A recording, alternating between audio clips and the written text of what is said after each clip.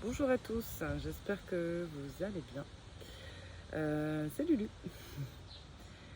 Voilà, Lulu qui est un petit peu fatiguée aussi par le flux énergétique. Ouais. Alors, je fais une petite vidéo aujourd'hui. Ça sera peut-être la première vidéo, comme vous allez pouvoir le constater. J'ai créé avec Aurélie la chaîne du groupe de Keros Line, qui sera justement une communauté en fait de connaissance de soi, de la voie du soi. On va parler souvent du Tao, des énergies et plein d'autres choses. Voilà. Donc ce sera une chaîne qui va être un peu communautaire parce qu'il y aura pas mal de personnes qui seront invitées à parler, à transmettre et puis à partager surtout. Donc voilà. Puis on a créé cette chaîne aussi pour justement que ce soit plus facile pour vous de retrouver des vidéos qui sera faite au fur et à mesure. Vous pourrez mieux les retrouver parce que j'ai eu des petits retours disant on cherche tes vidéos, on ne les retrouve pas. Donc voilà, là tout sera au même endroit. Donc déjà ouais, c'est pour ça. Voilà. Si vous avez envie de suivre Ludivine et Kerosline, vous pouvez y aller. Il y aura plein de petits outils, des astuces.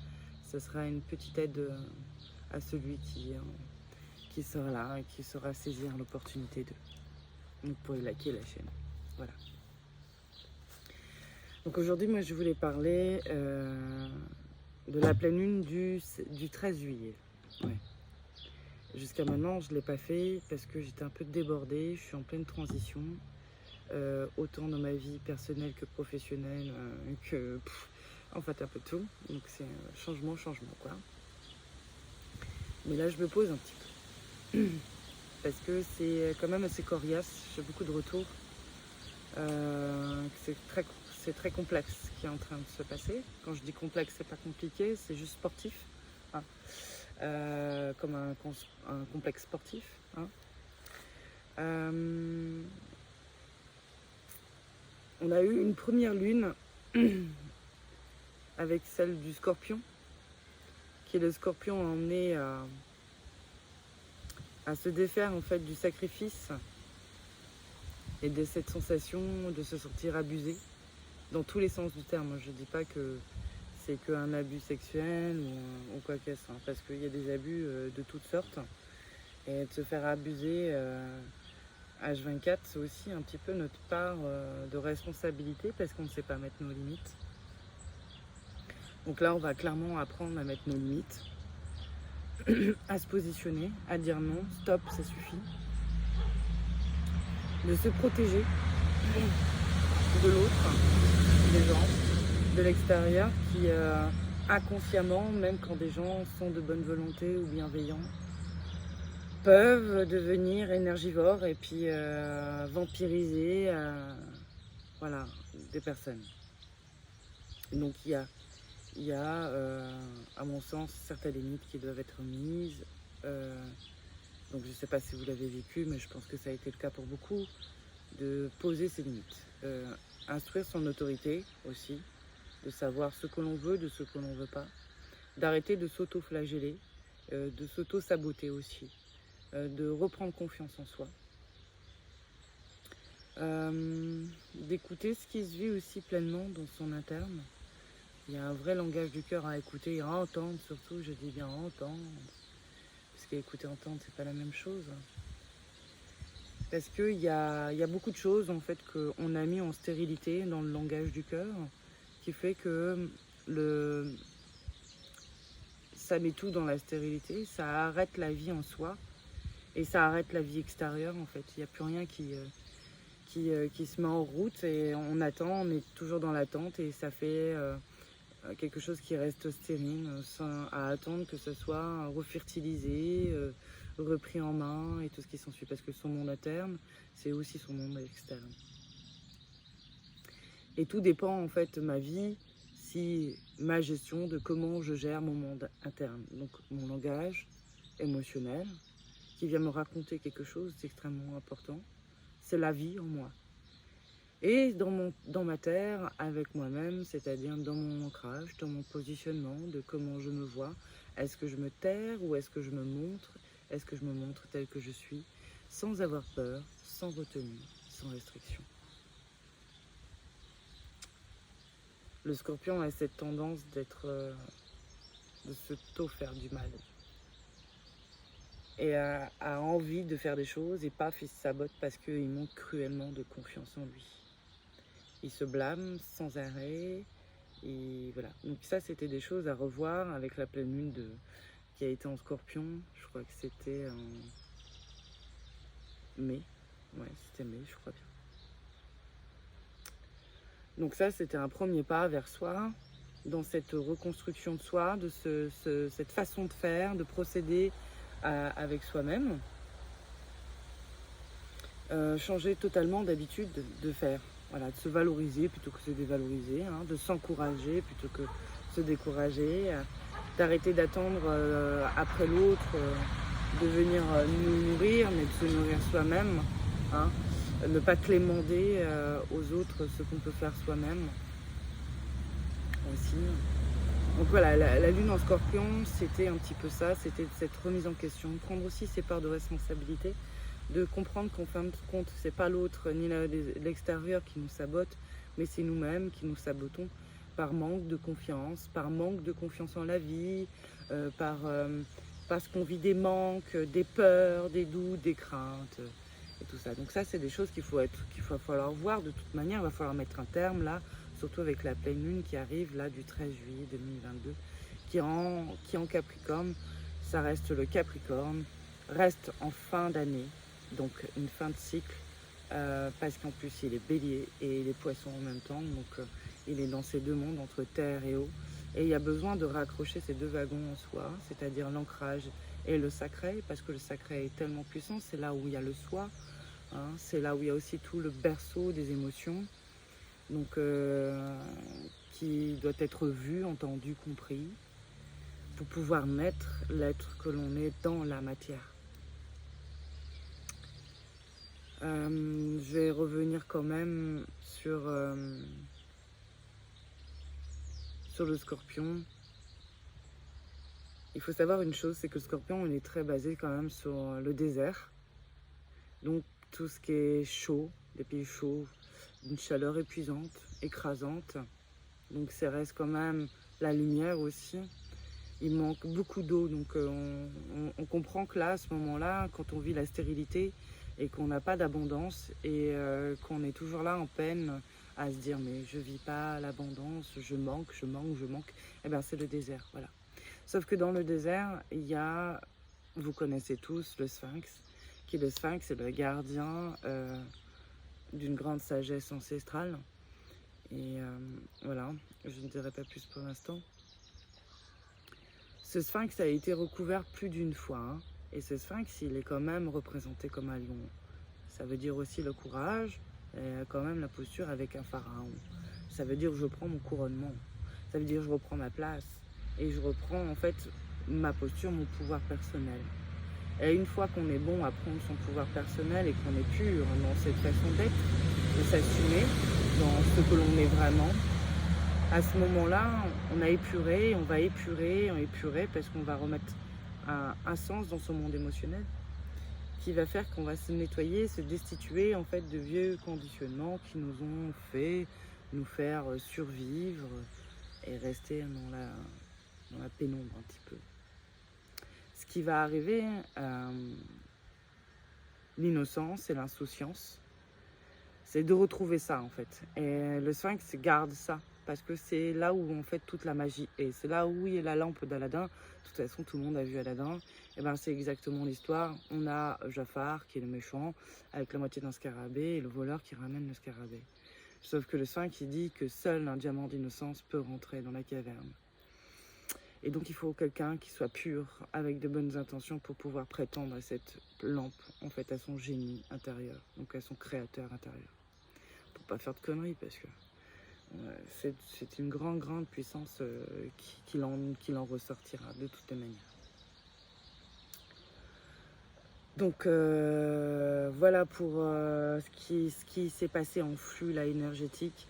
Donc effectivement, on va avoir dans la matière beaucoup de choses qui vont se mettre en place. En plus, on est passé en taureau, donc on est bien sur terre, eau, ça n'arrête pas.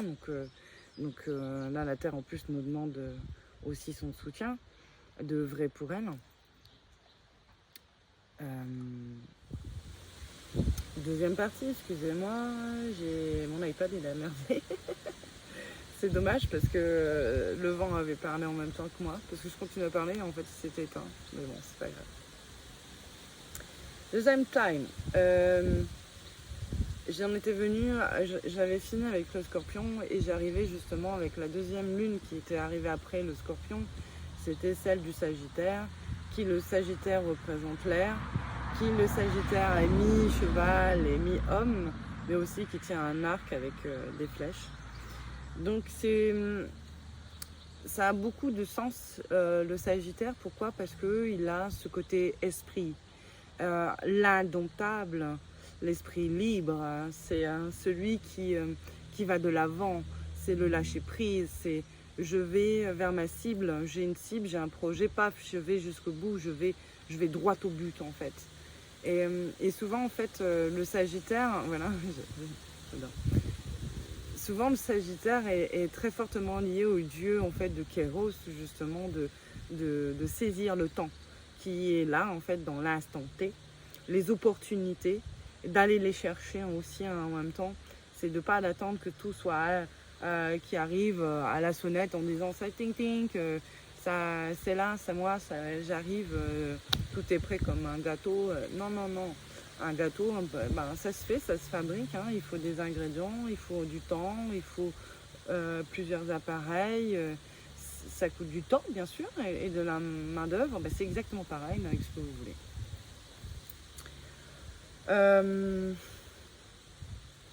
L'indomptable aussi, c'est de ne plus laisser se faire manipuler.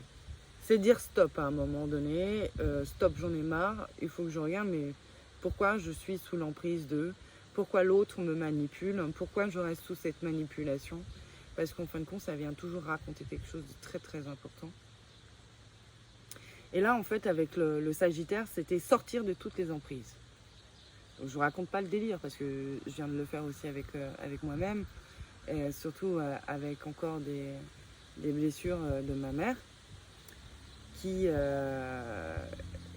était encore remplie dans la chair, en fait, dans la matière, c'est-à-dire dans le corps. Et c'est le corps qui avait encore mémorisé certaines choses, donc c'est resté sous l'emprise d'eux.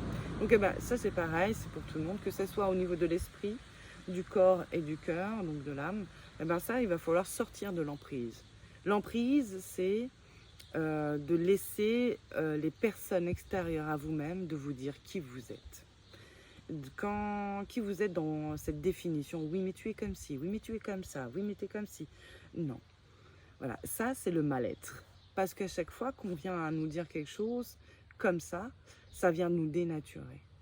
Et ça ne sert à rien non plus d'aller chercher des compliments à l'extérieur de soi. Parce que les compliments, on va les entendre, ça rentre dans une oreille, ça sortira de l'autre. Parce que tant que vous-même, vous n'allez pas accepter ça en vous, et tant que vous ne prenez pas conscience que tout vient et doit départir de vous, tout le reste, tout ce qu'il y a autour du monde extérieur, c'est que du vent, ça passe. Ça passe, ça reste pas.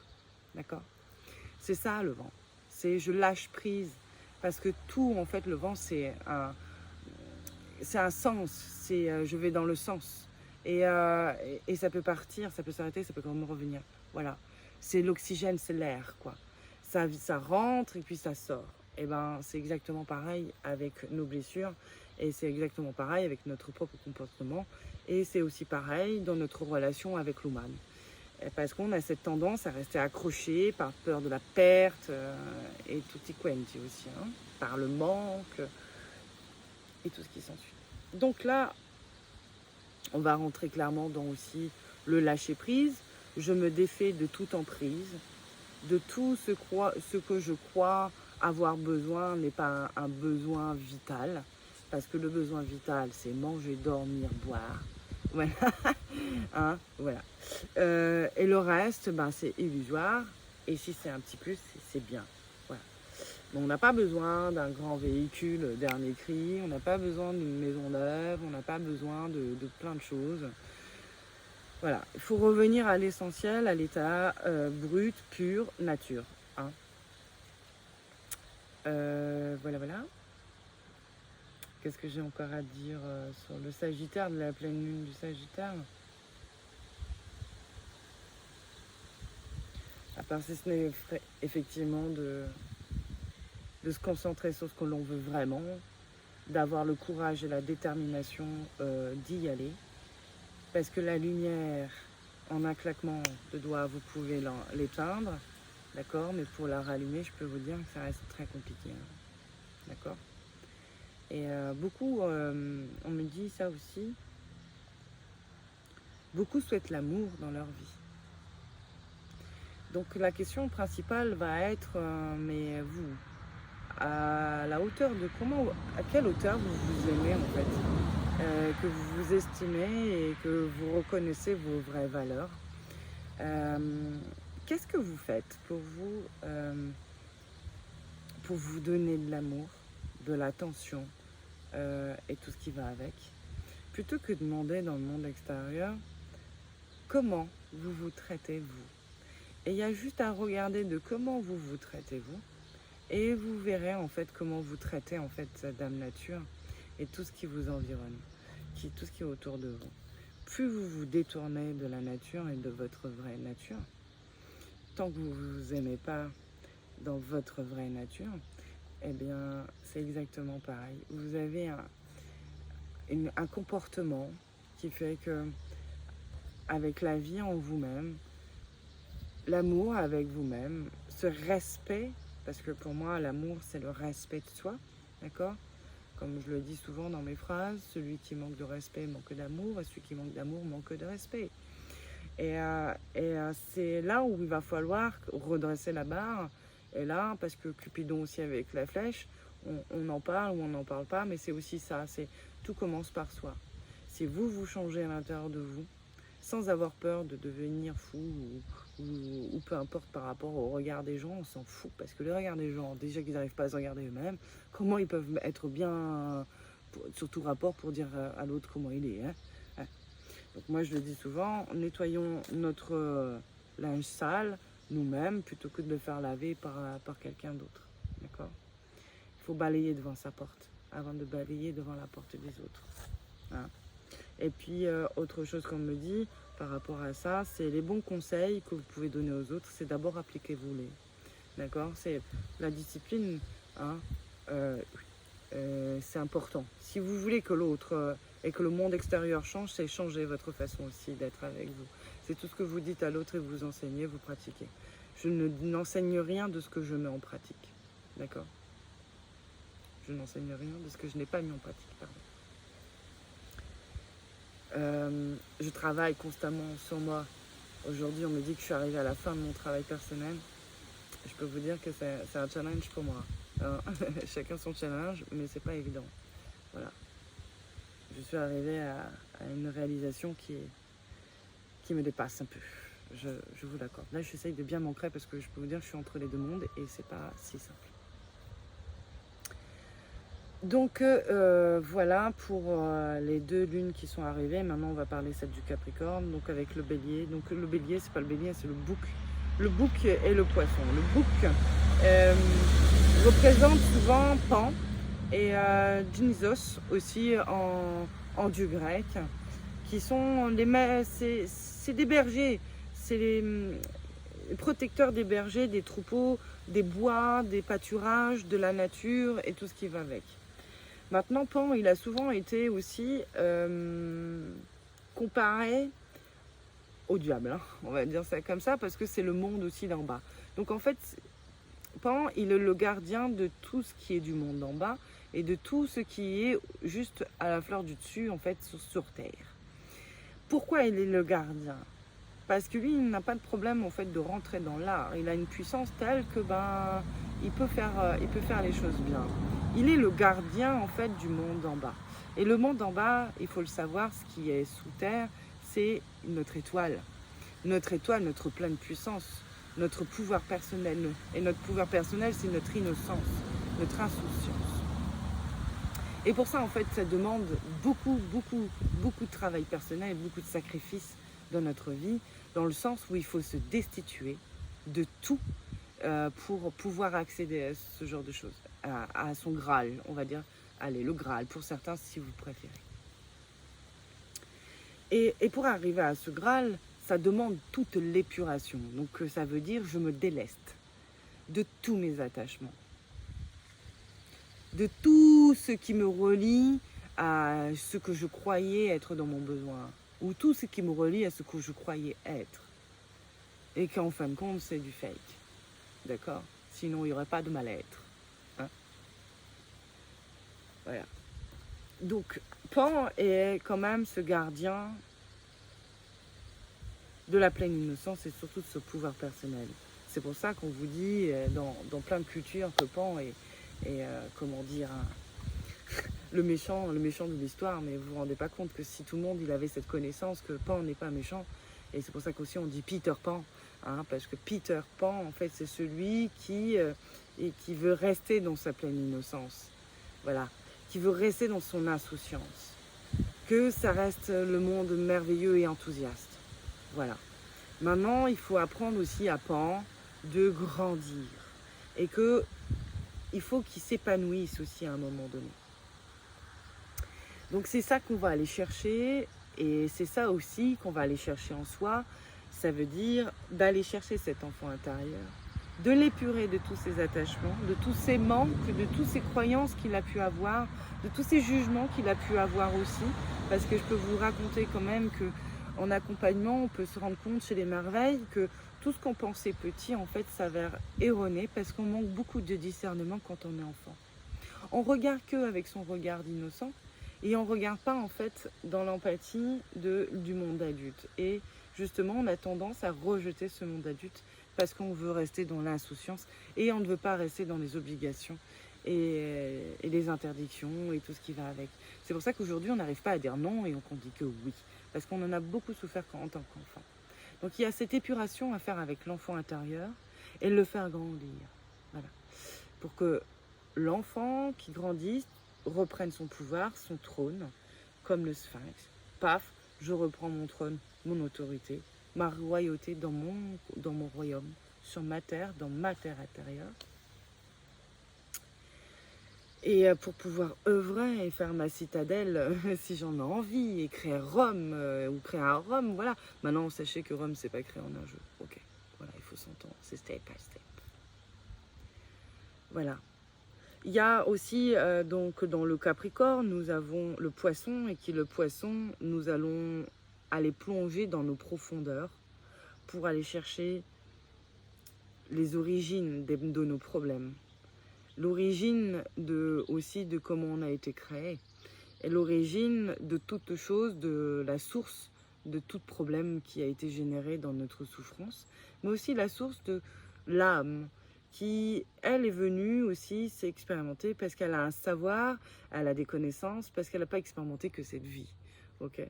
Donc en même temps, plus on va aller chercher cette source en soi, dans ses profondeurs, plus bien on va aller découvrir qui l'on est vraiment. Et en même temps, nous avons aussi, voilà, certains secrets de l'univers qui peuvent s'aventurer, voilà, et passer en enseignement. D'autant plus que le Poisson a besoin, vous le savez, je ne sais pas si beaucoup le savent, dans le chemin du soi, dans la culture taoïste, on va dire que pour mener ce chemin, là, on va parler du saumon ou même de la truite qui sort de l'océan ou de la mer et qui va aller monter les rivières, les fleuves et les rivières pour aller à contre-courant, bien évidemment. Elle va remonter à contre-courant pour aller déposer ses œufs à la source même, pour faire éclore ses bébés, tout ce qu'elle avait envie de créer, d'accord? Elle va créer la vie, et après redescendre, voilà, sur le flux de tout ce qu'elle a remonté. Et après, aller retrouver quelque chose de beaucoup plus vaste, c'est-à-dire l'océan. C'est exactement, en fait, le même chemin initiatique pour nous-mêmes. On est obligé de remonter à contre-courant, d'aller dans notre histoire, voilà, de notre histoire, dans notre expérimentation, pour apprendre de notre histoire, de pourquoi les choses ont été de telle et telle manière, de qu'est-ce que c'est venu me dire, et qu'ai-je à apprendre de ça. Et à chaque fois que je fais ça, je remonte jusqu'à la source, jusqu'à mettre mes intentions, donc mes intentions, mes envies, mes aspirations, comme si je pourrais mettre un enfant au monde, hein, un projet, peu m'importe. Mon projet, c'était moi. Donc, voilà. Et une fois que c'est fait, hop, on redescend le flux de la rivière et du fleuve. Et donc, c'est quelque chose qui est beaucoup plus léger, un peu plus confortable. On appréhende mieux la vie parce on comprend mieux son fonctionnement. On comprend mieux son fonctionnement à soi et la vie en général et aussi les autres. Et on peut commencer à être plus armé, à aller chercher, à retrouver l'océan et à aller dans quelque chose de beaucoup plus vaste. Maintenant, à savoir que quand on remonte le courant, on le fait tout seul pratiquement. Hein. On ne le fait pas forcément avec quelqu'un. Ok ? Je le dis toujours, tout aide est apportée à celui qui en fait la demande. Mais c'est pas parce qu'on donne l'aide, qu'on apporte l'aide, qu'on fait le chemin à la place de l'autre. Personne ne fera le chemin à votre place. Quelqu'un qui vous dit « je t'enlève tout, c'est bon, t'es libéré, nanana, nanana », c'est des conneries. Parce que tout ce que vous avez conscient, tout ce que vous avez gardé dans votre interne qui n'a pas été compris, c'est des leçons qui n'ont pas été acquises. Et tant que ce n'est pas acquise, c'est encore de la survie. Et ça ira bien un moment. Je ne dis pas le contraire. Mais ça reviendra parce que systématiquement vous reviendrez. Le karma vous rattrapera d'une manière ou d'une autre. D'accord ? Il y a un travail de soi à faire.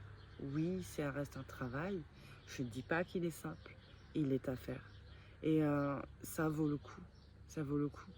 Vous valez le coup de toutes les manières.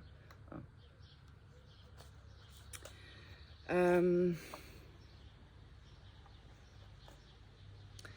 qui est le plus dur en fait dans ce chemin, c'est toutes les résistances qu'on va faire. C'est parce qu'on ne veut pas lâcher. Voilà. Alors que si on se dit, bon, on va lâcher, on va se remettre en question, ça fait mal une bonne fois pour toutes, mais c'est pour une fois pour toutes, pour vraiment me libérer. Parce que c'est exactement ça, quand on reprend l'océan, et qu'on va dans l'océan, dans quelque chose de beaucoup plus vaste, on est libre. Il n'y a plus de frontières. Et c'est l'abondance, c'est tout quoi. D'accord.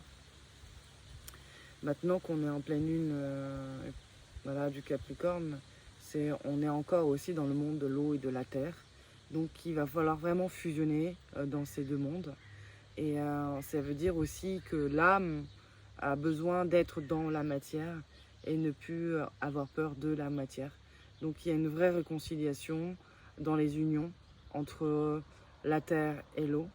Parce que le feu sacré a ce besoin de s'illuminer, de s'aviver, de s'activer, parce que il est là aussi pour être la création. Hein, c'est la création du monde, c'est la création de son monde interne, c'est la création du monde aussi extérieur. Et pour ça, il y a, si vous voulez, vous avez des projets ou autres, il va falloir vous y mettre de toute manière. Donc ça va toucher principalement dans le sacré, le feu sacré, ça va toucher principalement la sexualité, le désir, les deux polarités, donc tout ce qui est en opposé, hein, qu'il va falloir voilà, fusionner dans notre être, voilà, entre le feu et l'eau, d'arriver à obtemporer, obtemporer, ouais peut-être, ouais. Voilà. Et puis effectivement de fusionner, voilà. Nous sommes sur 3 éléments, on est le corps, le cœur, l'esprit, on va dire aussi le corps, l'émotionnel et l'esprit. On est sur la terre, l'air et le feu. Voilà. Donc oui, c'est transcendant. Oui, ce qui est en train de se passer, ce n'est pas anodin. Vous pouvez vivre des situations karmiques ici et maintenant, ou des situations de grande colère. C'est comme si votre terre a un volcan et il a envie d'être en éruption parce que il a été trop contenu pendant trop longtemps. Et que là, il n'en peut plus et il a besoin d'effacer, de cramer tout ce qu'il y avait avant. C'est-à-dire le chaos en fait, de faire le chaos dans son interne, de tout écrouler, et de tout recommencer en fait, du point A au point B, et puis et puis après aller voilà, step by step, étape par étape, mais tout recommencer dans son entièreté. Et pour ça, en fait, les énergies du Capricorne, c'est ça aussi qui va nous emmener, c'est accepter le chaos. Accepter le chaos, c'est accepter la mort, parce qu'on est sur un chiffre 13. Ouais, 13 par le mois de... ce sera le 13 juillet, donc le 13-7-2022, donc le 13-7-6. Et le 13, pour moi, c'est la mort pour la résurrection, donc le chaos, et pour renaître de ses cendres, pour tel un phénix qui va s'expanser. Voilà. J'espère que c'est clair ce que je dis, mais bon, vous me direz. Hein. S'il y a besoin d'autres informations, je dirai. Vous n'avez qu'à poser des questions. Et je répondrai en 1P ou dans les commentaires, ça peut servir à tout le monde. Voilà, voilà. Donc il peut y avoir des symptômes. Il y a des grosses fatigues physiques, des sommeils très, très perturbants, cassants. Il y a des chaleurs aussi à l'intérieur de son corps. Hein, je vous raconte pas le délire. Je sais que ça, c'est proche de la ménopause, mais c'est pire que ça parce qu'on est comme en feu. Le corps chauffe, on transpire, on ne sait pas pourquoi. On a l'impression d'étouffer, une sensation d'étouffement. Donc ça veut dire, voilà, je vais expanser, votre corps vous montre, votre âme vous parle. Il y a des maux de dos, des maux de jambes, des maux de bassin, des maux d'épaule. Hein. Les épaules aussi, c'est tout ce que j'ai pris en termes de responsabilité que je dois rendre, hein, parce que chacun a son fardeau. Hein. Des maux de tête, de l'électricité même qui peut passer en ce moment. Donc dans l'électricité, autant dans les jambes, dans les mains, dans les pieds. Pour les femmes, à l'utérus. Pour les hommes, je ne sais pas trop parce que je ne suis pas un homme, mais je pense bien aussi pareil dans votre scrotum, un peu entre les deux. Dans la tête, vers la gorge aussi, ça peut arriver. Et ici, vers là où il y a le thymus. Voilà, il y a plein de symptômes. Hein. Donc ne vous tracassez pas, les yeux peuvent aussi piquer, les yeux peuvent gêner. Il peut y avoir des éruptions cutanées aussi, parce que ça peut être source de stress, d'angoisse, une sensation de perte de boussole aussi, d'être déstabilisé, d'être perdu, de ne pas savoir où on va.